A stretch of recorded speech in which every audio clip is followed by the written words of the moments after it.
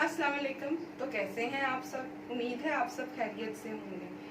आज का टॉपिक शुरू करें इससे पहले एक बात कहना चाहूँगी जो कि एक फैक्ट है। हज़ारों ख्वाहिशें ऐसी कि हर ख्वाहिश पर दम निकले, बहुत निकले मेरे अरमा फिर भी कम निकले। या इसको हम इस तरह से भी समझ सकते हैं कि we have some opportunity cost, हमें कुछ ना कुछ इस दुनिया में कुछ पाने के लिए कुछ खोना पड़ता है। So moving back to our concept of economics. So economics क्या है, कहाँ से डिराइव हुई और इसके क्या मीनिंग्स हैं और इसके क्या इंपॉर्टेंट कॉन्सेप्ट्स हैं डेफिनेशन के, इस टॉपिक में आज हम ये डिस्कस करेंगे। लेकिन अगर हम मूविंग फर्दर, उससे पहले मैं चाहूँगी कि आप मेरे चैनल को लाइक करें, सब्सक्राइब करें। मेरे चैनल का नाम है cognitive platforms. Okay, so economics क्या है, कहाँ से डिराइव हुई? It was derive from a Greek word which means okonomia. Now, okonomia is further divided into two words, oko and nomia. Oko means household management या administration, means कि आपके क्या खर्चे और क्या incomes हैं. And nomia means customs, right? अब हम economics की अगर बात करें, as it is a part of society, so it is a social science. Social science means कि इसमें आदमी जो हैं उनके रवैयों को देखा जाता है, man's behavior as part of society. अब आदमी के रवैये जो हैं वो सोसाइटी में रहते हुए मुख्तलिफ होते हैं, ये डिपेंड करता है नेचर ऑफ पर्सन, ठीक है। So man's behaviour is dependent on the situation in which he is as a part of society. So यहाँ से हमें बेसिक्स पता चले या इंट्रो पता चला कि इकोनॉमिक्स कहाँ से डिराइव हुई, और ये एक सोशल साइंस है which is based on man's behaviour. अब अगर हम डेफिनेशन की बात करें तो इसकी डेफिनेशन इस तरह से है, economics is a science of human behaviour. जैसे हमने ऊपर बात की थी, it deals with social science. So science of human behaviour is derived from social science in relation with unlimited wants, हजारों ख्वाहिशें, right, and scarcity of resources. Scarcity means lack, कमी, resources में कमी आना, जिसकी वजह से we have to make choices for alternative uses of that resources.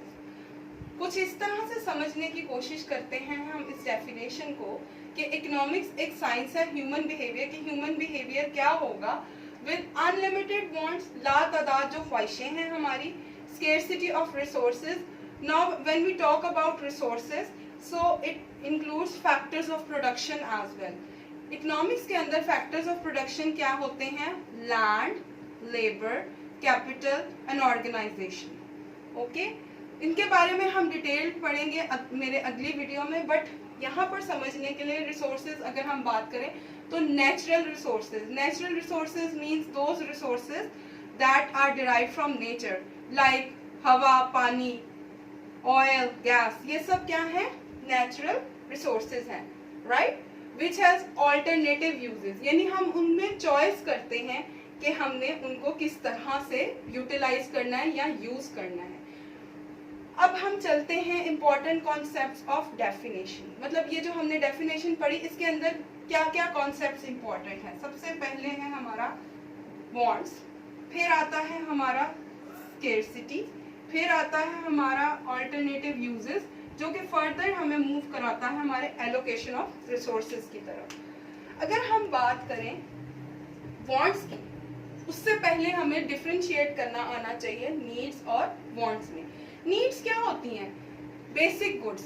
हमें जिंदा रहने के लिए क्या चाहिए? खाना, शेल्टर, पानी, ठीक है। So these are basic goods, needs. लेकिन यहाँ पर अनलिमिटेड वांट्स में, वांट्स की अगर हम बात करें तो those arise due to human desires. For example, आप डिजायर करते हैं, यार मेरे पास तो बहुत अच्छी गाड़ी होनी चाहिए, मेरे पास तो जी सबसे अच्छा लैपटॉप होना चाहिए, फोन होना चाहिए। दीज आर लग्जरी गुड्स, ये इनके बगैर हम जिंदा रह सकते हैं, ठीक है। So these are human desires, हम चाहते हैं कि ये हमारे पास हो।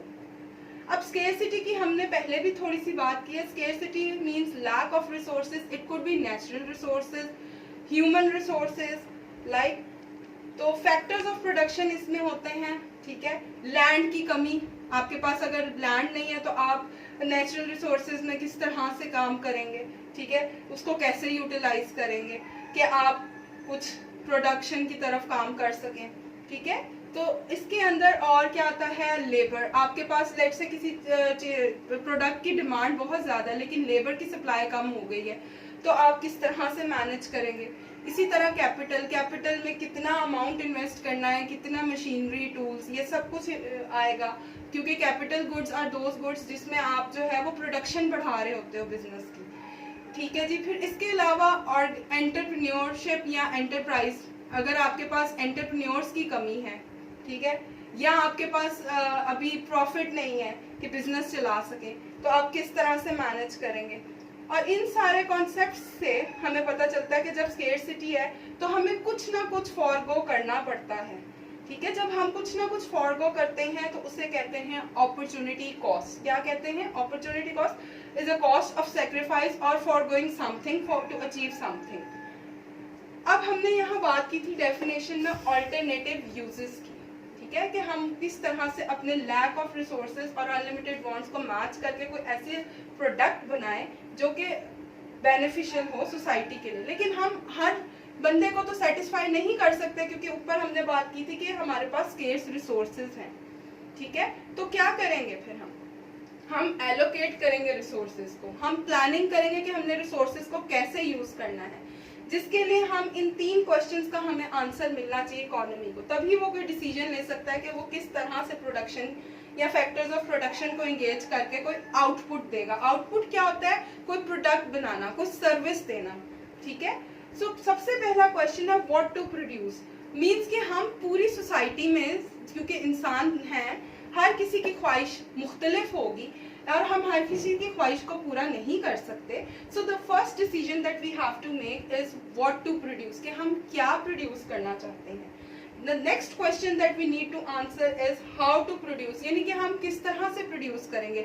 आया जो हमने प्रोडक्ट बनानी है उसमें लेबर को यूज करेंगे या कैपिटल, टूल, इक्विपमेंट, मशीनरी को यूज करेंगे। जो लेबर को यूज करते हैं प्रोडक्शन प्रोसेस में उसे कहते हैं लेबर इंटेंसिव। ओके, और जो कैपिटल या मशीनरी का इस्तेमाल करते हैं उसको कहते हैं capital intensive. So how to produce means कि आपने अपने प्रोडक्शन यानी input which are factors of production, उसको किस तरह से प्रोसेस करके आउटपुट देना है। फॉर होम टू प्रोड्यूस, वही ऊपर जो हमने बात की थी कि हम सबको सेटिस्फाई नहीं कर सकते, हम किनको सेटिस्फाई करना चाहते हैं। ठीक है, अपने प्रोडक्शन के प्रोसेस से। सो ये सारे डिसीजन से आता है आपका allocation of resources. I hope कि आपको यहाँ तक क्लियर होगा। एक छोटा सा फीडबैक जरूर दीजिएगा because it's my first video. Okay, अपना बहुत ख्याल रखिएगा। अल्लाह हाफिज।